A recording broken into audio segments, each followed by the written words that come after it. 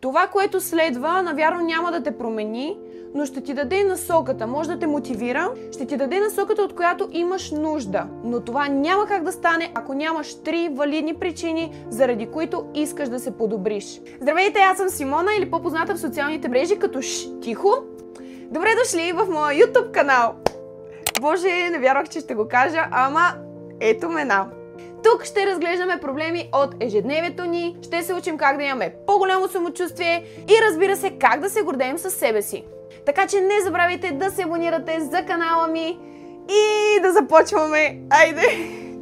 Първото и най-важно нещо, което трябва да направиш, за да подобриш себе си, е да пуснеш миналото.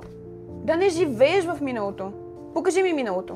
Не, сериозно, дай ми го. Искам да го видя. Не можеш. Нормално, защото него го няма. То просто не съществува. Буквално остаряваме със всеки изминал миг.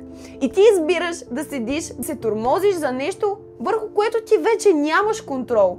Не можем да върнем стореното, не можем да върнем казаното, но знаете ли какво можем? Можем да променим бъдещето. Затова инвестирайте си енергията тук и сега, за да може вашите усилия в бъдеще да ви се отблагодарят. Как си представяш бъдещето? Имаш ли някаква идея изобщо как ще изглежда бъдещето ти? Цели? Нещо? Не! Тогава напускай, защото не ми трябваш. Fake it until you make it. Преструвай се, че това, което искаш да се случи, вече се е случило. И то ще се случи в най-скоро време. Бъдете толкова конкретни в исканията си, амбициите си и мечтите си, че да може съдбата, в която всички ние вярваме, да си знае работата, да знае кога го искаш, в колко часа, място и че ти си този, който го искаш, за да ти помогне. Мечтите ти трябва да са толкова големи, че когато се сетиш за тях да си кажеш: това изобщо мога ли да го постигна? Да, можеш! Можеш всичко! Защото в крайна сметка целта на цялото това нещо е да накараш вътрешното си аз да се гордее. Когато имаш ясна визия, ясна цел, ти даваш индикация на мозъка, че той не трябва да си почива само на дивана, а трябва да действа. И всичко работи в твоя полза. Така че бъдете конкретни в исканията си, в мечтите си и в амбициите си, за да се случат. Прости на себе си. Всички правим грешки. За Бога, огледай се. Аз съм стигнала до извода, че ние сме млади, следователно е напълно нормално да правим грешки. Красотата е в това да правим грешки. Красотата е в това да не бъдеш перфектен. Никой не търси перфектното. Как аз мога да знам кой партньор е подходящ за мен, ако не съм имала връзка с неподходящ такъв?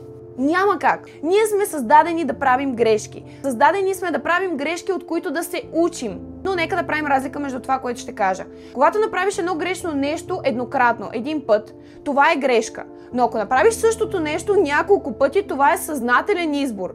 Не е нужно да си перфектен. Ти не можеш да бъдеш перфектен. Ако някой ти каже: о, аз нямам грешки в живота си, лъже. Лъже. Просто са толкова много, че най-вероятно го е срам дори да ги признае пред себе си. Вината не е твоя. Всъщност, понякога може и да е. Но единствената сила, която притежаваш тук и сега, е начина, по който ще реагираш и как ще третираш себе си след всичко това. Спри да хленчиш! Сериозно! 80% от хората, които знаят, че сте тъжни, се радват от това, че вие сте тъжни, а на останалите 20% изобщо не им пука. Когато ти имаш визия, говорим отново за тази визия, имаш посока, ти няма да имаш време да хленчиш. Единственото нещо, което ти ще търсиш, са начини, по които това нещо, което искаш да се случи по-бързо. Така че ангажирай се с нещо, за да не хленчиш. Моля ви, спрете да хленчите. Създай си навици. Както всяка сутрин ставаш, миеш си зъбите и го правиш механично, създай си други такива навици, които да те карат да се чувстваш жив. Когато човек има контрол върху нещо, той се чувства горд. Ние няма как да контролираме всичко, нали? Това би било много егоистично, но ние имаме контрол върху навиците си. Стани, направи 10 000 крачки до 9:30. Пусни си някой подкаст, който те вдъхновява. Малки стъпки и големи резултати. Но. Не ощетявайте близките си, защото границата е много тънка. Когато ти си нещастен, ти няма как да накараш някой около теб да се чувства щастлив. Грижи се за тялото си като нещо, което обичаш, а не мразиш. Навсякъде чуваме, нали, приемай себе си такъв какъвто си, но не, аз няма да кажа това. Стани, разходи се, тренирай, храни се малко по-здравословно. Никой не казва тотално да отрежете захарта от менюто си или тестото. Не става така, постепенно. Любовта, която даваш за себе си и към себе си, е еквивалент на тази, която ще получиш. Запомнете го това. Грижа и за вътрешното аз. Не пренасяйте травмите, които сте имали в миналото, в настоящето. Любимото ми. Не влизайте във връзка просто защото ви е самотно. Правилно ме чухте. Не дейте! Сега ще ви разкажа история, която е лична. Преди известно време имах период, в който не се чувствах добре и реших, за да го притъпя, да излизам всеки уикенд по партита. Да излизам с хора, с които не се чувствах комфортно. И знаете ли, да, това помагаше, но само за момента.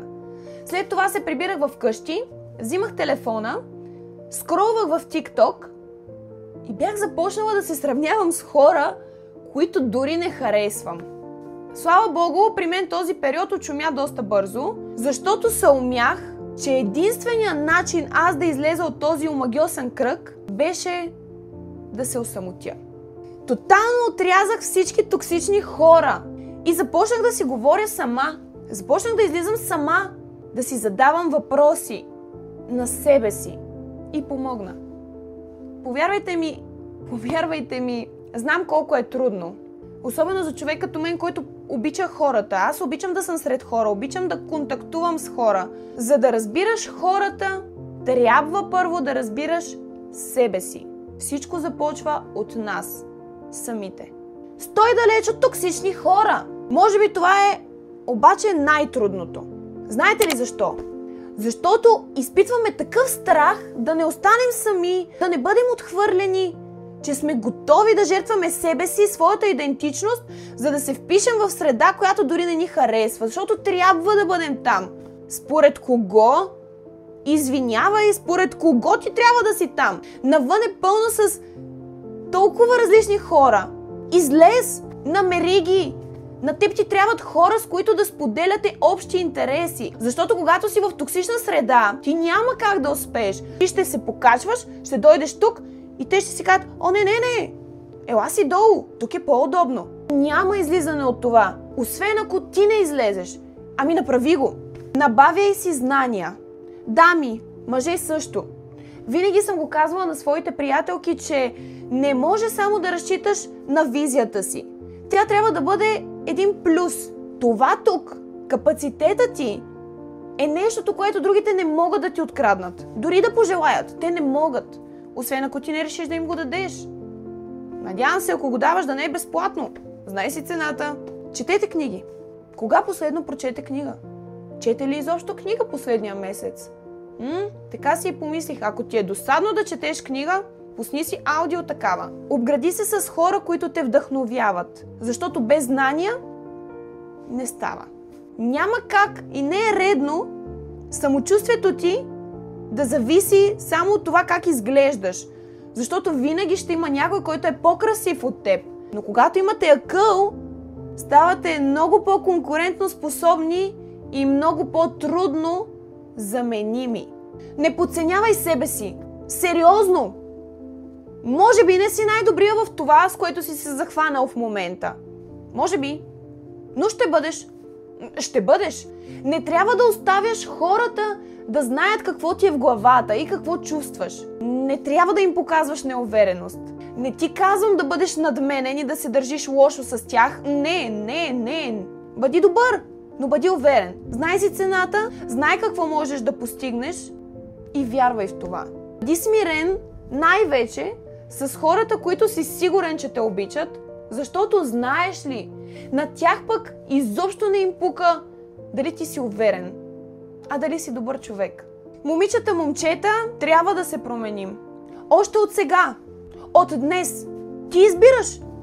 Или започваш от днес, или седиш въгъла и мълчиш. Ако избираш второто, тогава определено не си за тук. Защото канала се казва тихо, но ние не сме тук, за да мълчим. Благодаря на всички, които си отделихте от времето. Надявам се да съм ви помогнала. И да, Споделете ми, ако имате някакви въпроси и ще се радвам в следващите видеа да ги изговорим. Чао, чао за сега!